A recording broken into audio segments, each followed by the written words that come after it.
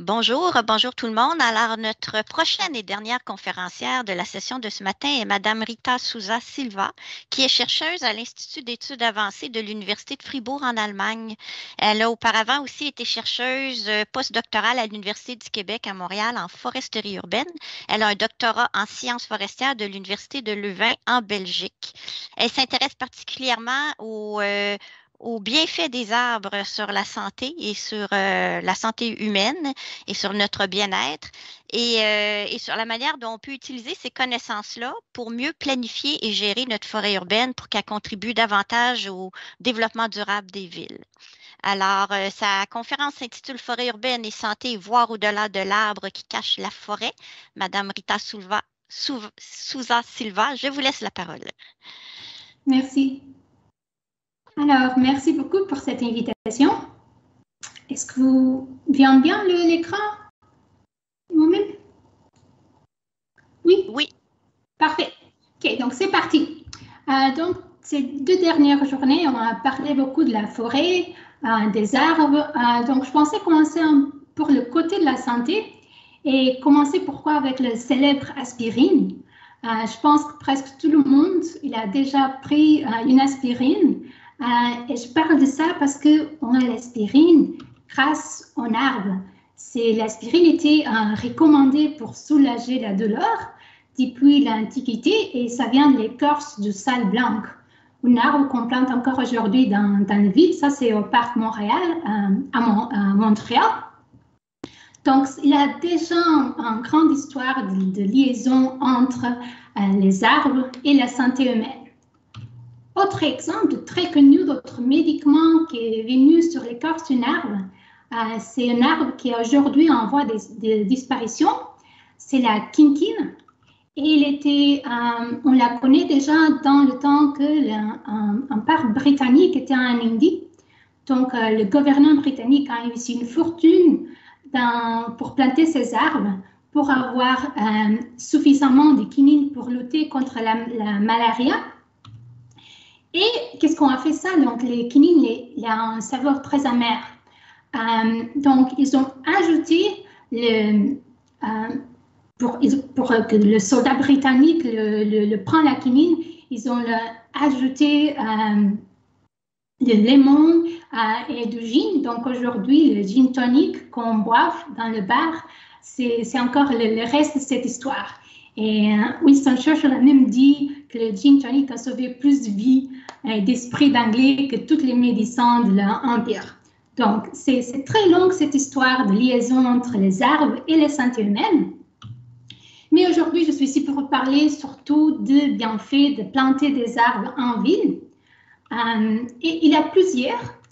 Ça, c'est juste une illustration et je vais vous concentrer surtout sur les bienfaits pour la santé. Notamment, par exemple, les maladies cardiaques, les accidents vasculaires, l'activité physique et le stress pour notre santé mentale. Et effectivement, un de plus connu, c'est qui favorise la pratique d'activité physique.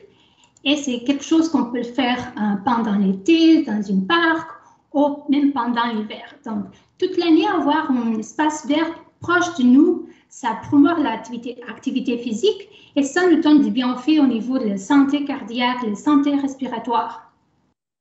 Donc, d'un côté, c'est ça, de l'autre, c'est notre santé mentale. Et après les dernières années, ou presque 2 ans, avec la pandémie du COVID, on a parlé de plus en plus sur l'importance des espaces verts. Par exemple, ça c'était juste un aperçu des choses qu'on a trouvées dans les médias sur les parcs, ces grands sauveurs, ou par exemple, ici l'urgence de verdir nos villes. Donc, beaucoup de choses dans les journaux sur l'importance d'avoir des espaces verts.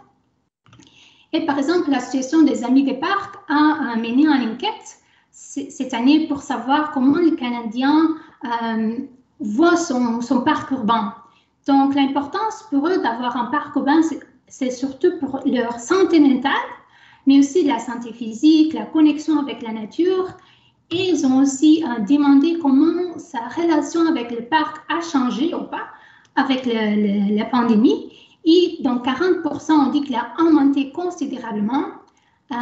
Mais en même temps, les villes ont ont rapporté que oui, la fréquentation des parcs a augmenté, mais le budget pour mener les parcs a diminué. Donc, c'est un enjeu compliqué de gérer, mais très, très important.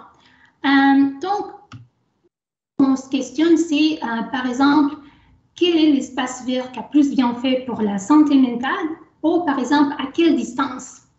Donc, pendant une pandémie, on avait cette cirque qu'il faut rester à 2 mètres ou 1,5 mètre des autres personnes.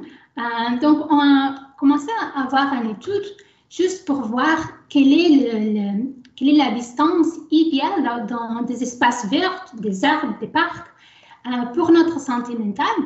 Et on avoue que la relation est presque toujours positive, n'importe quelle métrique de bien-être qu'on regarde.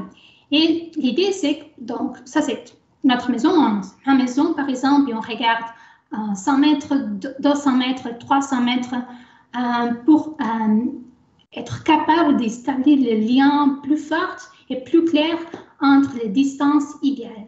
Est-ce qu'on préfère avoir un arbre juste à côté de notre maison qu'on regarde tous les jours, ou est-ce qu'on préfère avoir un parc où on se peut balader pendant 15, 20, 30 minutes, 1 heure. Et cette idée de se balader dans une forêt, c'est pas quelque chose de nouvel, c'est pas quelque chose qu'on a juste pensé et personne n'avait pensé avant. En effet, au Japon, il fait ça il y a des années. Donc, peut-être vous avez déjà écouté parler de le bain de forêt. Donc, c'est une pratique japonaise qu'on parle de la immersion dans la nature. Ils ont plusieurs études qui ont démontré qu'un bain de forêt, donc ça consiste à rester dans la nature pendant longtemps. Il a des effets sur une base de stress, diminution, par exemple, de l'agressivité, amélioration de l'humeur, par exemple, chez les diabètes, une base de glucose dans le sang. Donc, plusieurs effets positifs sur notre bien-être. Par exemple, à Toronto, ils ont fait une étude récente où ils ont demandé à gens qu'est-ce qu'ils pensaient de leur santé générale. Et donc, les gens qui habitaient dans le quartier avec plus d'arbres ont reporté une meilleure santé générale.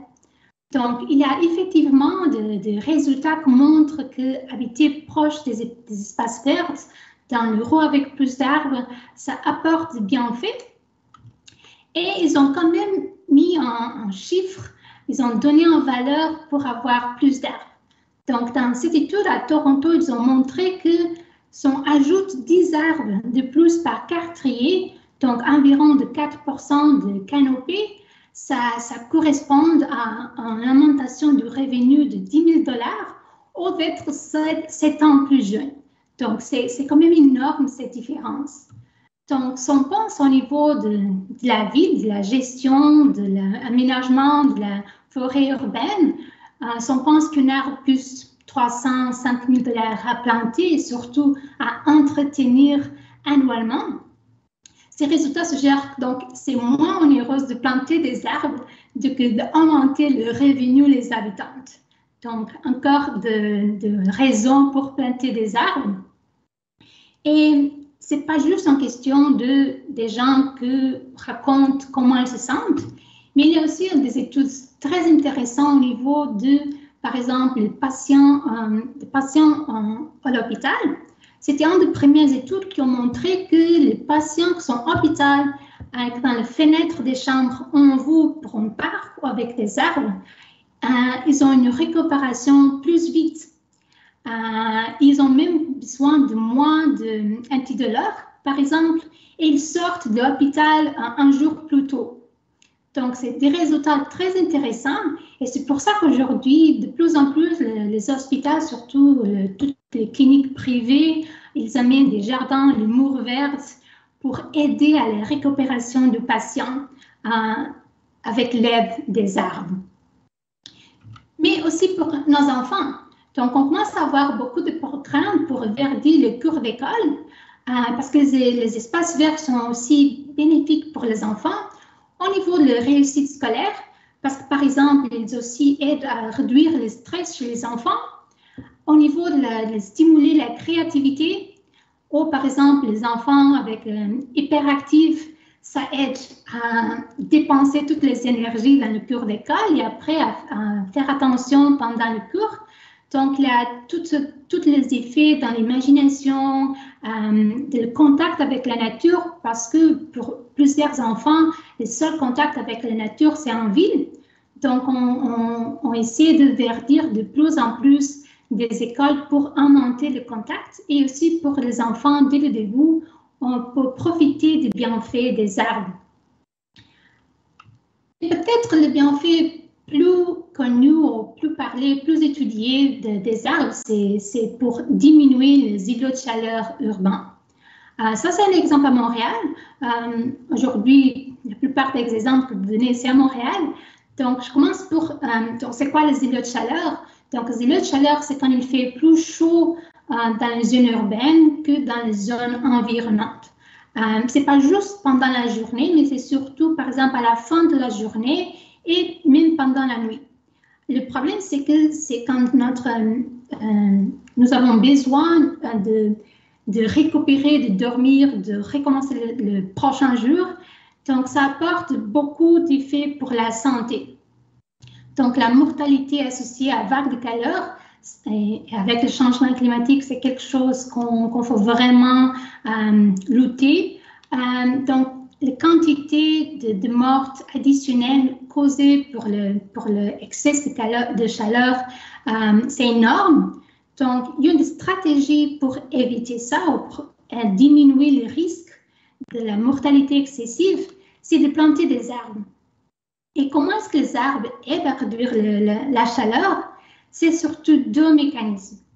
Donc, un, c'est l'ombre, l'effet de l'ombre. Ça, c'est clair. Je pense que tout le monde a déjà expériencé dans l'été, se mettre à côté d'un arbre et comment ça se fait moins chaud. L'autre effet, c'est l'évapotranspiration. Je parle souvent de dire qu'un arbre, c'est comme un microclimatiseur. Donc, il donne le même effet de refroidissement de l'air. Donc, ça, c'est les deux principaux mécanismes. Et de la même façon qu'on parle des îlots de chaleur en ville, et par exemple, ces îlots de chaleur se concentrent sur les autoroutes, sur le parc de stationnement, parfois dans le centre de ville, on peut aussi parler des îlots de fraîcheur. C'est quoi ces îlots de fraîcheur? Sont les parcs urbains. Par exemple, à Montréal, dans le centre de ville, on peut carrément regarder la différence de température entre le parc et le reste de la ville. Par exemple, dans le parc Jarry ou autour, pour ceux qui connaissent Montréal, c'est aussi des zones industrielles, beaucoup d'habitations, c'est énorme la différence de température. Donc, il y a plusieurs raisons d'avoir plus de parcs. Et ça me lève la question, donc, est-ce que les arbres aident à mieux respirer en ville? Et normalement, si on pense, par exemple, au niveau de la capture de la réduction de la pollution, de la réduction de la chaleur, oui, c'est sûr que oui, que ça aide beaucoup. Mais ce n'est pas juste des choses positives. Donc, je vous montre une photo comme ça, c'est-à-dire, ce n'est pas juste des choses positives, là aussi, quelque chose comme le pollen. Et pour des gens avec des allergies, ce n'est pas toujours quelque chose qu'ils aiment d'avoir en ville. Donc, le pollen, il peut venir des arbres, des graminées ou des herbacées, comme l'herbe à pousses. Je vous parle surtout de pollen des arbres. Et pourquoi c'est ça un problème en ville? Donc, la majorité des arbres plantés en ville sont des arbres mâles. C'était une décision consciente pour éviter que les villes ont à nettoyer les graines et les fruits produits par les plantes femelles. Le problème, c'est que les arbres mâles produisent le pollen. Et on a fait beaucoup de recherches sur ça. On a regardé quelle est l'allergénicité de différents arbres qu'on plante en ville. Et qu'est-ce qu'on a trouvé, c'est que notre connaissance de l'allergénicité des arbres qu'on plante en ville, c'est vraiment courte. Donc, on connaît très peu de la vraie allergénicité des arbres, par exemple des érables. qui sont la majorité des arbres qu'on plante à Montréal, mais aussi dans d'autres villes au Canada. Et sont les différentes références, le potentiel, le risque pour des gens avec des allergies, ça varie énormément. Donc, pour le moment, on n'a pas vraiment de bonnes données sur la largicité pour tous les arbres ou la majorité des arbres qu'on plante en ville. Quelque chose qu'on peut faire, c'est de diversifier les plantations. On a déjà beaucoup parlé sur l'importance de la diversité en forêt naturelle, en forêt urbaine pour la résilience, etc. Mais aussi, par exemple, pour le pollen. Et l'idée, c'est que si on a plusieurs arbres de la même espèce, ils vont produire le même type de pollen. Donc, si on augmente la concentration de pollen, on va augmenter le risque des allergies. Donc, on va voir comme les cheminées de pollen. Par contre, si on plante des arbres des espèces différentes, on va avoir moins de pollen de chaque type. Donc, c'est juste une stratégie en attendant pour meilleure connaissance de l'allergicité. Donc, tout mesurer, je pense que c'est clair qu'il y a plus de bienfaits que des impacts négatifs des arbres dans notre santé. Donc, il faut continuer à planter des arbres en ville. Il faut continuer à incentiver des gens à avoir des arbres dans le jardin, à soigner les arbres dans les rues. Mais en même temps, il faut noter que l'accès aux espaces verts, ce n'est pas le même pour toute la population. Je vous ai montré les cartes des îlots de fraîcheur et on avoue qu'autour de l'écran parc, il n'y a pas beaucoup d'arbres. Et je retourne à Montréal. Donc, à Montréal, on constate que, et ce n'est pas juste à Montréal, c'est vraiment partout, on a plus d'espaces verts où les personnes avec plus ou moins défavorisées. Donc, les gens qui ont vraiment nécessité d'avoir plus des arbres, par exemple pour la chaleur, parce qu'ils n'ont pas d'air climatisé, ils ont aussi moins d'arbres. Donc, c'est un effort que les villes faut faire, mais on a toujours le danger d'avoir une gentrification verte. Donc, ça, c'est dans la Chine. Donc, avant, était où un grand parc de la population plus défavorisée habitait.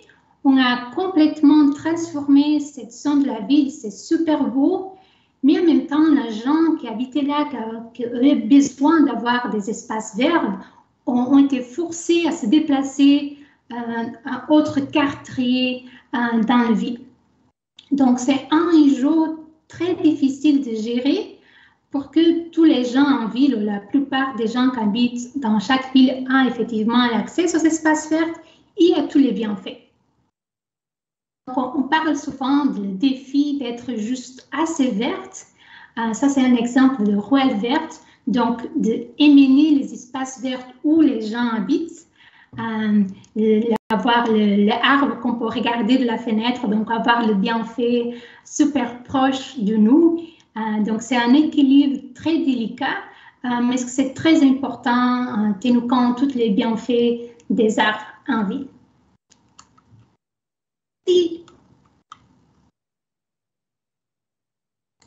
Merci beaucoup, Madame Rita Souza Silva. C'était fort intéressant et ça conclut très bien notre colloque et ça nous donne le goût vraiment de continuer à travailler, à planter et à protéger les arbres.